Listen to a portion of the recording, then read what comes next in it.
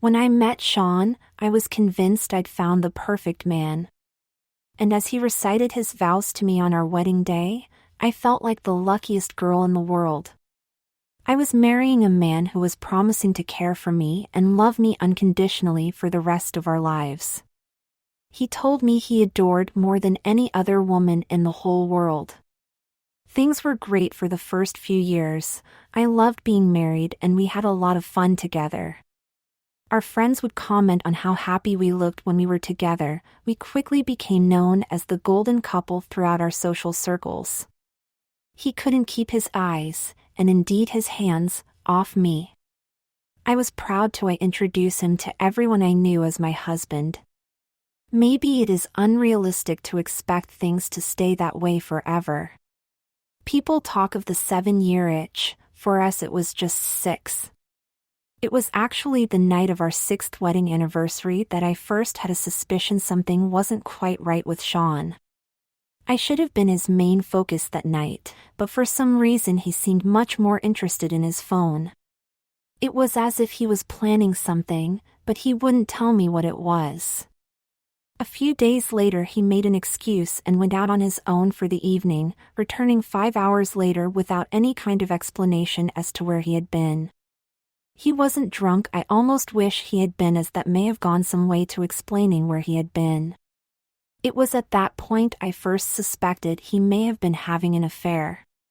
Life went back to normal, although my nagging doubts about him remained. We both had jobs to go to, and with us not having children, we continued to spend our spare time together.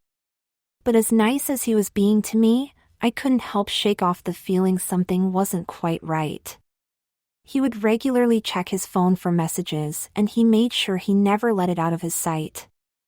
There were also times where he would seem distant when I was speaking to him, which wasn't like him at all, as he had always shown a genuine interest in what I had to say. It was one of his best qualities. Once a month he would do his disappearing trick, and I quickly noticed a pattern. On the first Friday of the month he would leave the house at 6:30 p.m. and not get back until almost midnight. He didn't do this on any other day, only once a month and only on the first Friday. He made various excuses as to where he was going: working a late shift at the office, having drinks out with friends, watching an important football match, the usual kind of thing a man having an affair might use as their cover. None of it seemed feasible to me though, as there was never any evidence of him drinking, and I had never heard of his company keeping the office open late on a Friday evening. It was after the 4th mystery night out that I raised the subject with my best friend, Lucy. I always turned to her when I had a problem, and more often than not she would come up with a solution or a reasonable explanation as to what was going on. "I think Sean is having an affair," I blurted out. "What? No. Surely not. He's been acting strange for ages now. I can think of no other explanation for it." "Acting strange? Come on, Ruth, you need to do better than that. All men act strange from time to time, but it doesn't automatically mean they've been out cheating." "Okay, well, once a month, and always on the same day, he goes out and doesn't come home for hours. Then he acts all vague when I ask him where he's been. I can tell he's lying about where he's been." "What day does he go out?" Lucy asked, curiously. "It's always the first Friday of the month." "The first Friday of the month?" "Yes." "So the first Friday after payday? You mean he goes out for a few hours one Friday each month and you think it's suspicious?" I nodded. "He's going out to spend his wages at the pub with his mates, surely?" "Well, that's what I thought originally, but when he comes home there's never any evidence of him drinking. I can always tell with Sean, he doesn't hide being drunk very well. And anyway, he always takes his car." "Maybe he's given up alcohol? You said he's been trying to get into shape recently." "Perhaps, but why not just tell me that then? Why be so secretive about it all?" "True, It doesn't make sense to keep something like that a secret, especially from your wife. And then of course there's his phone, he won't let me anywhere near it. He is definitely hiding something on there. Like what? Text messages probably. Have you spoken to him about it? Not specifically, but I always ask if he's okay, if there's anything he wants to talk to me about. Well, he's not going to respond to those kinds of questions, is he? He is a man after all. True. You either need to trust him or what? Find out what's on his phone. I wasn't overly comfortable in reading Sean's phone, but I realized it might be the only way to find out what was actually going on with him. Conscious that what I found out might be seriously bad news for our relationship, I bided my time and waited for an opportunity to check his messages. It was a Sunday evening towards the end of the month when Sean finally let his guard down long enough for me to check his phone. He had gone for a shower and had uncharacteristically left the screen unlocked. It only took a few seconds for me to see his messages, but that's all that I needed. There were only 2 saved messages, everything else had been deleted. There was one from him and a reply from her. He had saved her name in his phone as Alexandra. Sean, are we still on for next Friday? Alexandra, yes, see you at 7 p.m. as usual. My worst suspicions had suddenly come true. He had been lying to me. Every month for the past 4 months he had been meeting up with another woman, and he was planning on doing it again next week. But what for? Sex? Who was she? A prostitute? I was furious, but I composed myself enough to put the phone back where I had found it and walk away. I went outside into the garden and called Lucy. It's true, he's cheating on me, I saw proof on his phone. I was almost shouting and struggling to control my anger. Calm down, Ruth, tell me exactly what you read. She's called Alexandra, they've arranged to meet next Friday.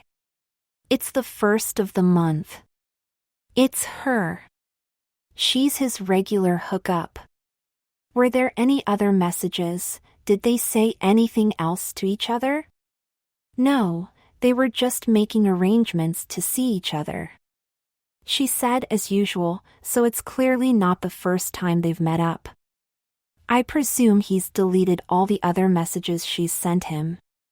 Okay. So all we know is they've made plans to meet up. That doesn't mean anything, it certainly doesn't prove they're sleeping together. Oh, come on, it doesn't look good, does it? They've met up before and he has no intention of telling me about it. Have you got any idea who she is? No, none whatsoever. I paused, allowing myself to breathe. I've never known an Alexandra, and I've never heard him mention someone with that name, and he tells me all about the people he works with, unless he's purposely never mentioned her. Okay. Lucy went quiet for a moment. So what do I do? I needed help from my friend, I was lost. Well, you could ask him about it, sit him down and make him explain everything. But then he'd know you read his phone, and if it turns out to be nothing, then you might lose his trust for a while. But it could be something. I know. There is another thing you could do. What's that? Well, you know he has these plans for next Friday. You could follow him, see where he goes and who he meets. Sounds risky. A little, but not if you are clever. You could follow him in your car, see where he goes, wait outside. If it turns out to be something innocent, then you could leave and get home before him, he'd never need to know you were there.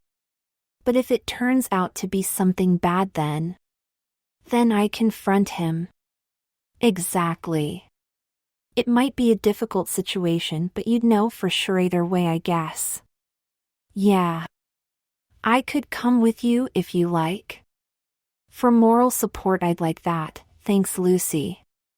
Have a think about it, we have a few days to plan what we're going to do. Let me know by Thursday if you want to go ahead with it and we'll do what we have to do to get to the bottom of this. But in the meantime, just sit tight, don't let on that you know something.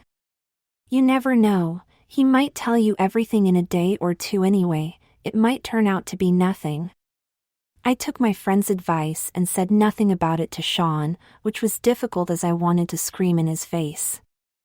I gave him every opportunity to tell me about what he had planned for the following Friday, but he declined the chance to do so. He did tell me the usual story of him going out to meet friends and wouldn't be back until late. I told him that was fine, but inside I was crying. Why was this happening to me? Sean was the last guy in the world I'd expect to have an affair, he just didn't seem the type. Or maybe I'd read him wrong this whole time. Was it something I'd done? Was I not a good enough wife for him? The more I thought about it, the angrier I got, so I tried my best to ignore my emotions as I waited for Friday night to come around. I spoke to Lucy on the Thursday and we finalized our plan.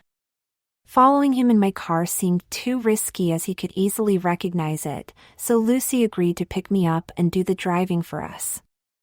We would follow him to wherever it was he was meeting Alexandra and then decide on a course of action when we got there. The thought of interrupting them partway through a passionate embrace was terrifying, but it could be the only way of knowing for sure what was really going on. Sean said very little and didn't once look at me as he was getting ready to go out on Friday evening. In some ways he seemed somewhat guilty already, it was like he knew what he was about to do was wrong. He spent a long time shaving but little time doing his hair. The clothes he put on weren't particularly smart and he didn't even bother with aftershave or deodorant. Maybe this was to put me off the trail, to not have me suspect he was preparing to meet another woman. But I knew he was. It was just after 6:30 p.m. when he left. I watched as he got in the car and drove away. Immediately I ran outside and jumped into Lucy's car. She had been waiting outside with her engine running ready for a quick getaway. The layout of our street meant Sean was unlikely to have seen her waiting, and even if he did, he wouldn't have recognized her car as it was new. We set off immediately and a few seconds later we had already caught up with his BMW. It was red and so easy to spot. We followed him for a few minutes, managing to keep our distance, sometimes with a car in between us. He drove into the town center and suddenly stopped outside a row of shops. It was evening, so the shops were closed and there was plenty of space for him to park. We did the same but on the opposite side of the road and well away from him.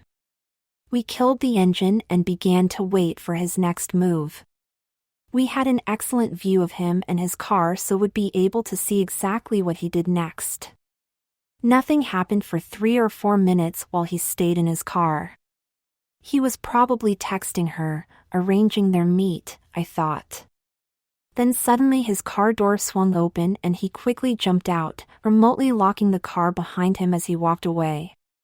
He paused for a moment as he looked up at the row of shops in front of him before approaching one of them and knocking confidently on the door. The shop window shutters were pulled down and the door was locked, so he had to wait for someone to come and let him in. Finally, someone did let him in, a woman. The sun was setting and the light was fading, so neither of us managed to get a very good look at her. There was no kiss or embrace though. Instead, she quickly showed Sean inside and locked the door again behind him. It was then that Lucy nudged me. "Do you know what this shop is, Ruth?" "No, I can't remember the order of these shops, and the shutters are down, I can't see." "Look at the sign. Alexandra Bridal, he's gone into a bridal shop?" "Didn't you say her name was Alexandra?" "That must be her. It's her shop. So the woman he's having an affair with is a bridal entrepreneur." "Yes, well, it looks like it." God, I bet she's loaded. Is that all he sees in her? The fact she has money and a business? I'm sure there's a reasonable explanation for this. Lucy was trying her best to stay positive. I sighed. Nothing I had seen so far had made me change my mind. So what do we do now? I think we should wait a little while, give him chance to change his mind or come back out or something. Maybe he's there for another reason, you never know. What other reason could there possibly be? I don't know. I just don't think we should jump the gun. Okay, how long do we wait? 15 minutes, maybe 20. If he hasn't come out by then, I reckon you'll be well within your rights to go and investigate. We waited patiently in the car, one eye on the clock, another on the shop door. There was no sign of movement and the street was quiet with few other cars now driving past. The shop was closed, but the lights inside were switched on. Above the shop was, presumably, a flat belonging to the owner, also with its lights turned on. There looked to be occasional movement of shadows behind a curtain, but it was impossible to tell who it was or what they were doing. Another 5 minutes and I'm going in. I can't stand this much longer. I was becoming desperate. Have you ever been inside the shop before? Lucy asked. No, I've never needed to. When I got married, I went to London to buy my dress. Have you? No, I had my dress custom made and sent over from America. Of course you did. So neither of us has met this Alexandra woman before then. Which is probably a good thing. I'd hate for Sean to be spending time with someone we knew. That would make it worse, I think. Yeah, perhaps. Lucy checked her phone and quickly replied to a message. Just my Kev, checking in. What's he up to tonight then? Oh, he had to stay late at work, finish off a project. Fair enough. You've got a good one there, Luce. I can't imagine Kev messing you around the way Sean's been doing to me recently. No, well, I certainly hope not. He works hard at his job, so I don't mind him staying late occasionally. I've had enough of waiting. I'm going in. I reached for the handle and opened the car door. Okay.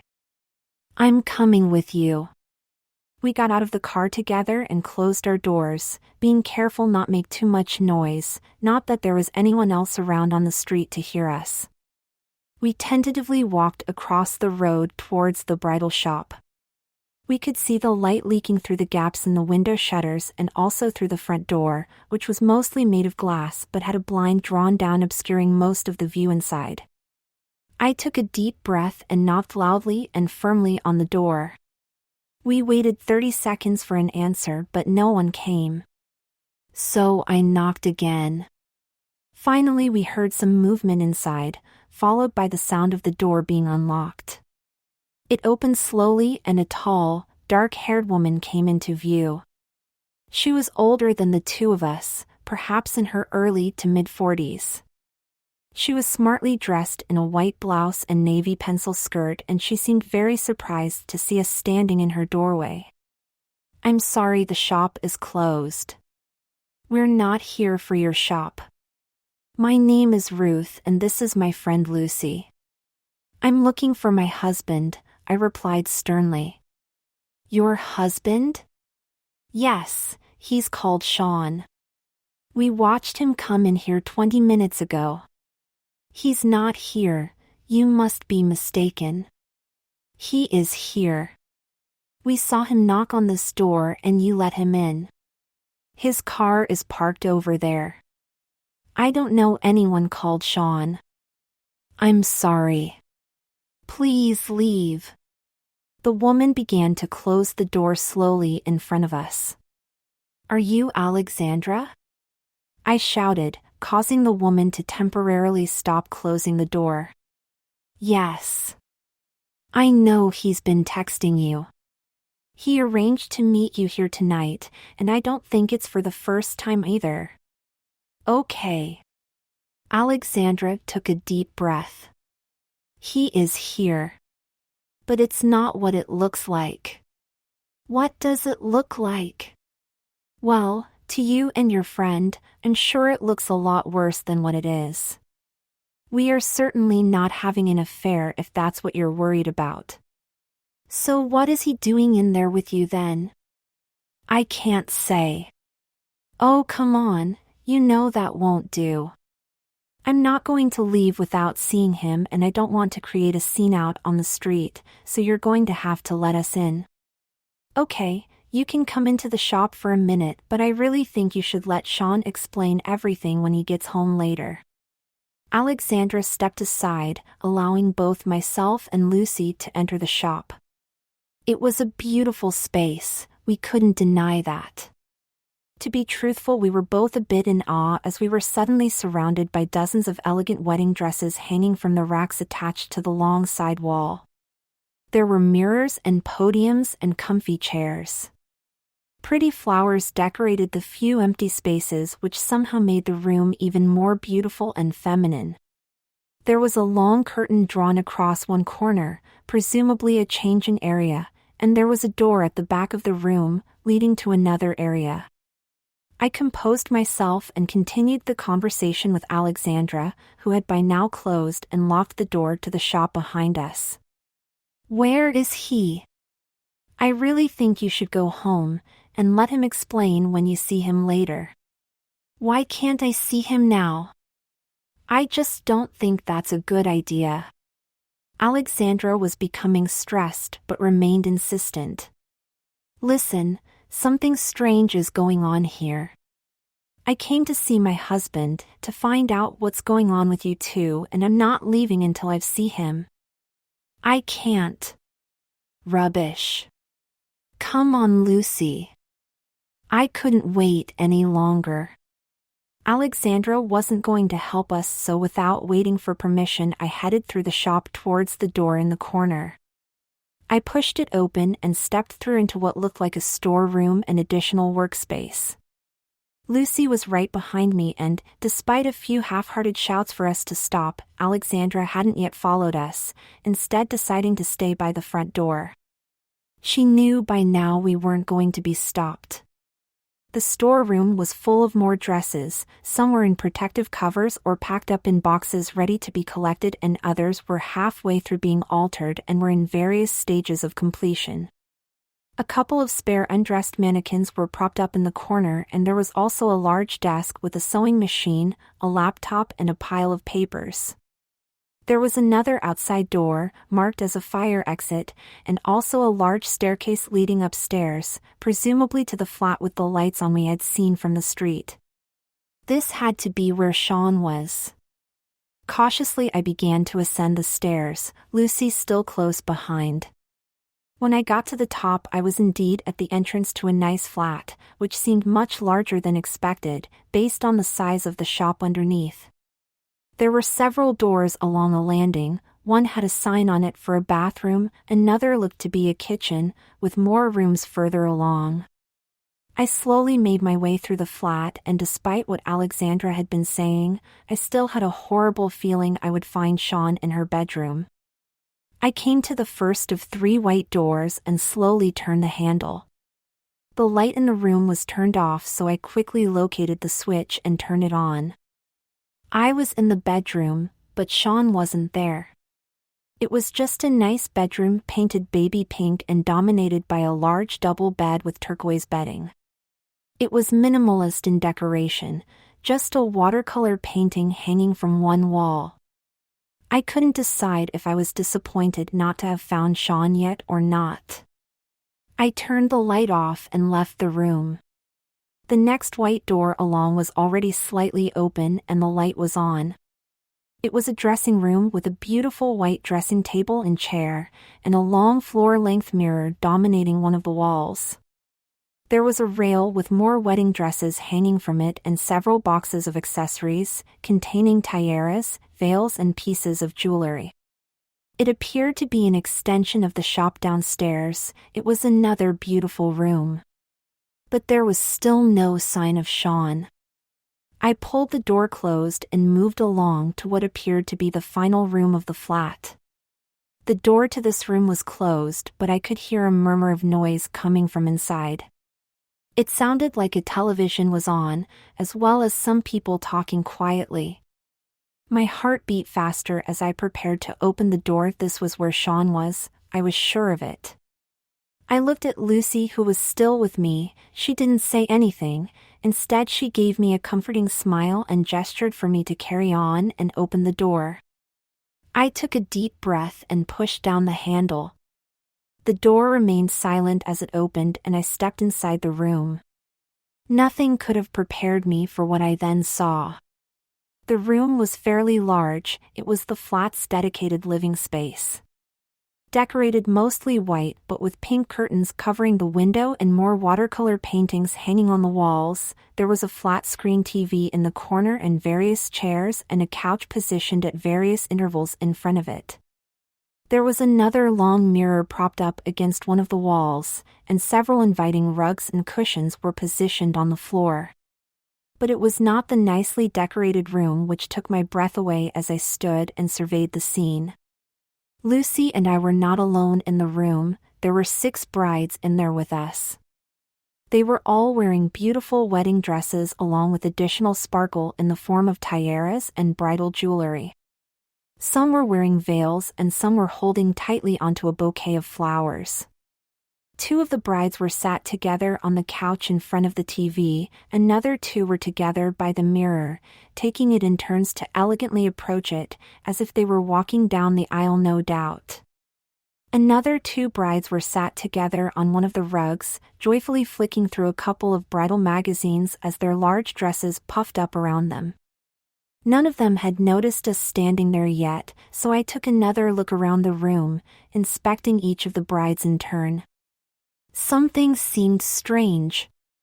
It wasn't just the fact that there were so many brides dressed up and congregated together in the same place at the same time. It was surely no coincidence that there was a bridal shop downstairs. It was something else, but I couldn't quite put my finger on it. Then, as I focused in on each of the groups of brides one more time, it suddenly dawned on me. All these brides were actually men. They were all dressed immaculately, each of them wearing the most feminine of wedding dresses. It was like a princess convention, with big skirts, petticoats, bows, veils and tiaras. Most seemed to be wearing wigs, some had put on makeup on too. Small subtleties gave them away as men though, such as height, posture, and shoe size. But it had taken me some time to work it out, so they were certainly doing something right. They were all clearly enjoying themselves, with occasional gasps and giggles erupting from the pairs whenever something overly cute or girly was seen or said. It was then I spotted Sean. He was one of the 2 brides sat on the couch in front of the TV. They were sat close together, their large dresses overlapping slightly. Each of them had a bouquet of flowers in their lap and both were deeply engrossed in what they were watching. It was a recording of Charles and Diana's royal wedding from 1981, a real-life fairy tale wedding and for many, the ultimate bridal fantasy. It had been mine when I was a little girl. Suddenly there was a hush in the room as everyone turned their attention to the TV as the video reached its most iconic moment, where Diana emerges from her carriage and reveals the splendor of her dress in full for the first time. Sean turned around briefly to gauge the reaction of the other brides, and in doing so saw me standing there in the doorway. His face visibly dropped and my heart sank. Lucy was as stunned as I was. Neither of us knew what to do or say. Sean stood up carefully and walked over to us, his dress swishing gorgeously with each step he took. It was an incredible dress and I was immediately jealous of him wearing it. It was a beautiful silky bridal white color with a gloriously large, floaty skirt which led into a short train. The bodice sparkled a little as it caught the light and the sleeves were short and puffy and very pretty. He was wearing peep-toe white heels, but they didn't seem to slow him too much as he walked. Despite the long brunette wig and princess-like tiara, I could still see it was him. He was still my husband. My husband was dressed as a bride. "I can explain," he pleaded. "Don't say anything," I snapped back in disbelief. Alexandra then joined us in the room. She had seemingly been held back from following us up the stairs but had finally caught us up. "I'm so sorry, Sarah. Your wife was very insistent," she came in. "Sarah?" I turned to Alexandra. "Our brides use any name of their choice while they are here. There's never any judgment on my part." Sean nodded, confirming what had been said. "This is unbelievable." I was still lost for words. "Why don't you both come downstairs? We can have a chat and leave the other brides to their evening." Alexandra was trying desperately to fix the situation. I looked around the room. The other brides had by now all noticed us standing there, and some of them had clearly become a little uncomfortable by the situation. I turned to Lucy for her opinion. She agreed we should step outside for a while, to calm down and to get the full story from Alexandra. But it was at this moment that a seventh male bride made his entrance to the room. He brushed past us in the doorway before executing a perfect twirl and then an elegant curtsy for the benefit of the others who were watching. His dress was as poofy and white as everyone else's, and he wore a shoulder-length blonde wig, although his makeup wasn't great and his stubble quickly gave him away as a man. He took a few steps towards the mirror and then paused, taking in the applause from the other brides. He took view of his reflection for a moment and then turned back towards the four of us who were still standing there. "Oh my God! Kev?" Lucy screamed. The whole room was stunned into silence as a mortified Kev looked over at his wife.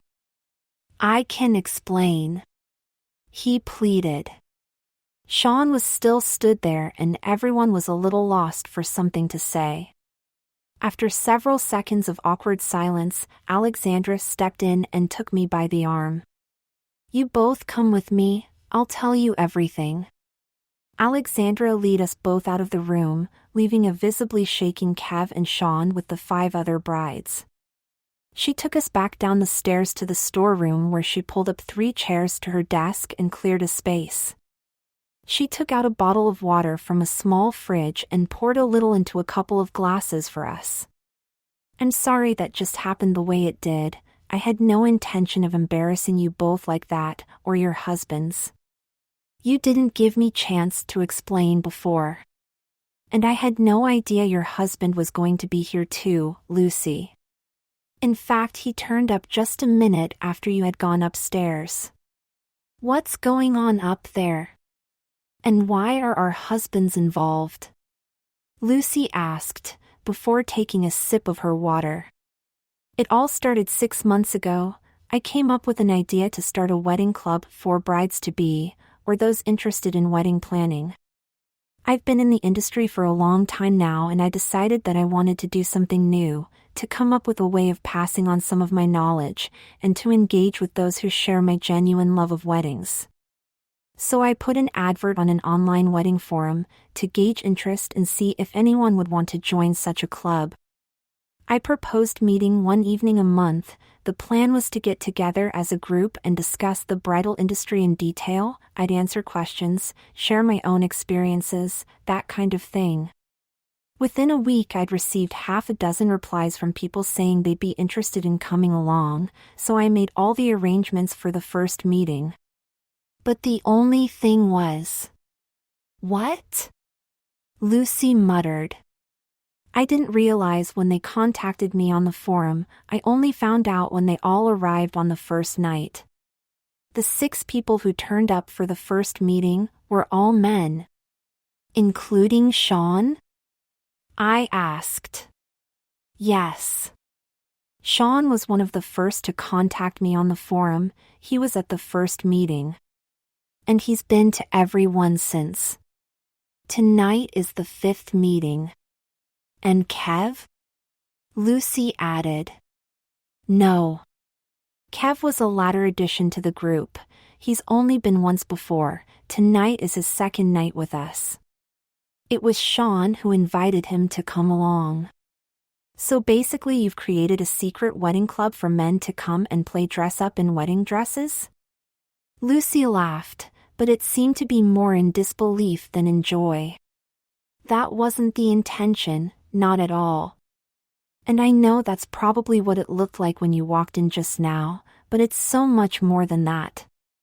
When I started the group, I imagined it being a place for women to come and share their wedding experiences with each other, so when 6 men turned up for the first meeting, it really threw me.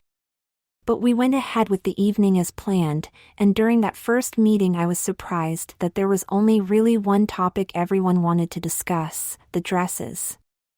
Obviously wedding dresses are my life, so I was happy enough to talk to them in depth about the wedding dress industry, styles, designers, how to choose the perfect dress, how to wear them, how to look after them. Our discussions about the dresses were so in-depth, they carried on well into the second meeting. And by that point it had become clear to me that, like pretty much every little girl and grown-up woman, each of these men had their own secret bridal fantasy, and for the very first time they felt comfortable enough to share it with someone. They all talked about what their dream dresses might look like, and how they imagined they would feel given the chance to wear it. So, I decided to help make their bridal fantasies come true. Oh my God. My mind was racing as I pictured Sean as part of the group. Alexandra continued. So at the start of the third meeting, I gave everyone free rein to choose any dress from my shop to wear for the night. I offered my opinions on suitable styles, but I was hardly needed. Most knew the dress they wanted, and those that didn't had the help of all the others. I provided them with wigs, female deodorant and makeup, if they wanted to take it that far, as well as limitless accessories, veils, tiaras, jewelry, bridal bouquets to hold anything which would enhance their experience. Upstairs I had created a safe space for them to be, so they could all play out their fantasies of being beautiful brides for a few hours. And now we do this at the start of each meeting. The first thing they do when they get here is choose the dress they want to wear. The traditional white princess dresses are the most popular, as you'd expect, but I encourage them all to try all the different styles at least once. Incredible! I whispered to myself, still not quite believing what I was hearing. Alexandra smiled as she carried on. I never expected the club to turn into this, but it just did. And I have to say, it's quite heartwarming, seeing the excitement and the happiness when they're all putting on their dresses and seeing their transformations take shape. It's more than just a physical transformation, much more than just putting on a dress, it's an emotional transformation too. They are able to forget all about their lives outside the shop for a while, even forget all about what is expected of them as men. Someone came up with the idea of everyone picking a female name for themselves, which I love. There is no awkwardness between them, they are comfortable being here, supportive of each other, and they open up and talk to each other, in a way men never usually do.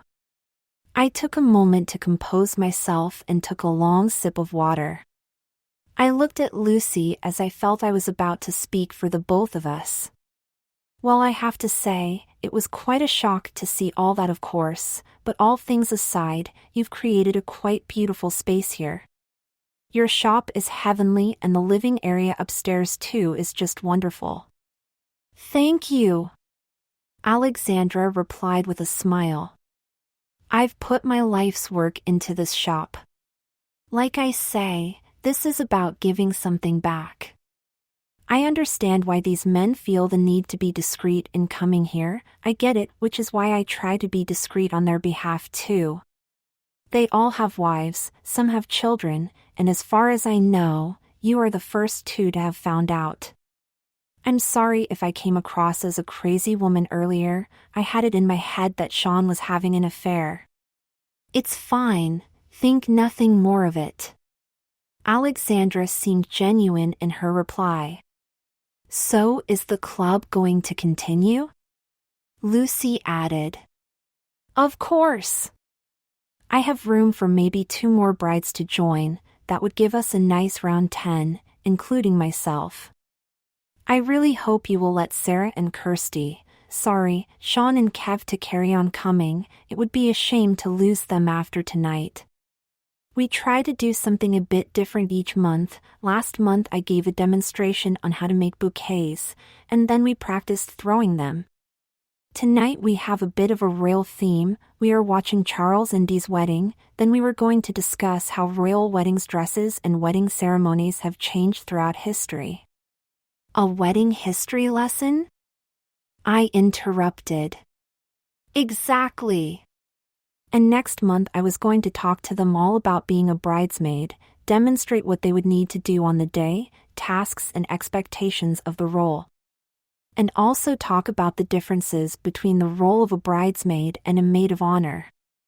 So next month they'll all be wearing bridesmaids' dresses? Lucy laughed. If they want to, yes. I have plenty to choose from in my shop. It does sound kind of fun. Lucy added.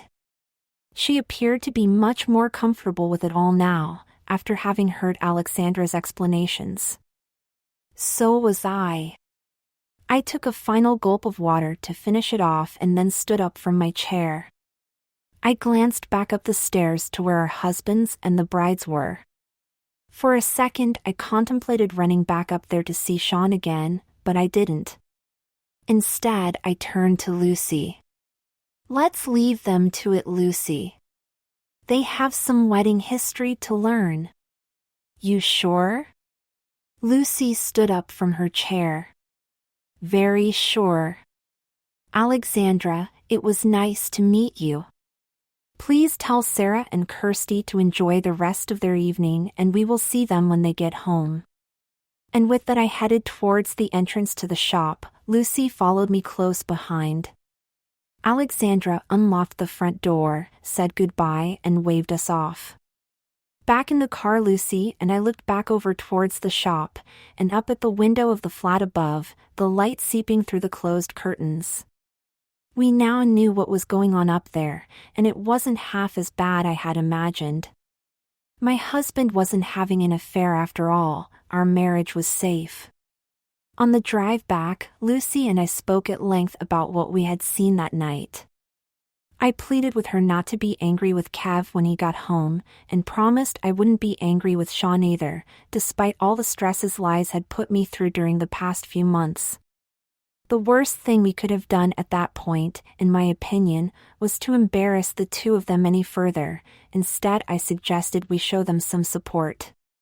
The next day the four got together to discuss the wedding dress club, what it was exactly that made them want to join in the first place, and what was going to happen next. Sean told me that his trigger was our wedding day. Seeing me in my wedding dress and knowing how much I adored the experience of being a bride made him curious. For years he secretly longed to know what it might be like to experience a wedding from a female perspective, so a year or so ago he signed up to an online wedding forum, where he introduced himself as a bride to be called Sarah. He quickly became captivated by the world he now found himself in, and soon he was deep inside the online wedding community. He really enjoyed being involved in the general wedding planning chat and debate, and people would ask his opinion when choosing their wedding dresses and colors themes for their ceremonies. It was through the online forum that Sean saw Alexandra's advert for her wedding group. It seemed like too good an opportunity to pass, so he challenged himself to get in touch with her and to go along to the first meeting. He made contact as Sarah through the forum, but of course when he turned up to the first meeting, he was Sean. He later found out that another bride from the group, James, was actually one of his best friends from the forum, Jessica. Sean loved going to the group but hated that he couldn't say anything to me.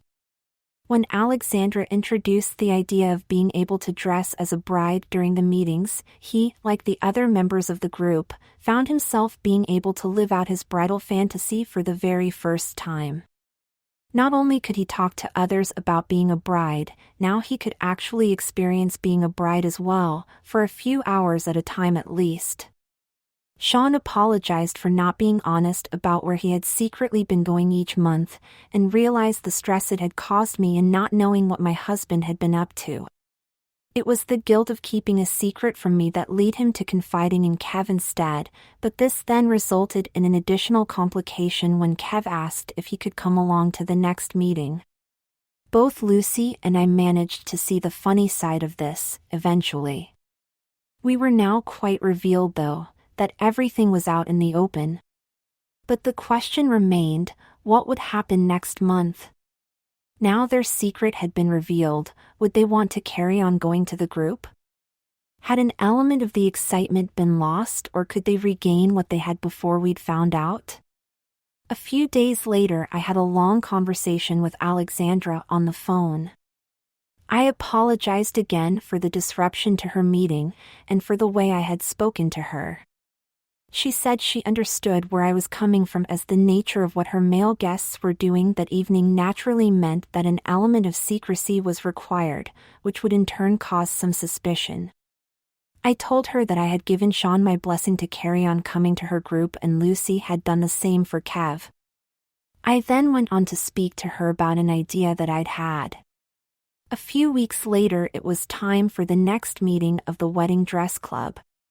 Sarah and Kirsty attended as usual, but this time they didn't need to worry about lying to me and Lucy about where they were going to be that night. We knew exactly where they were.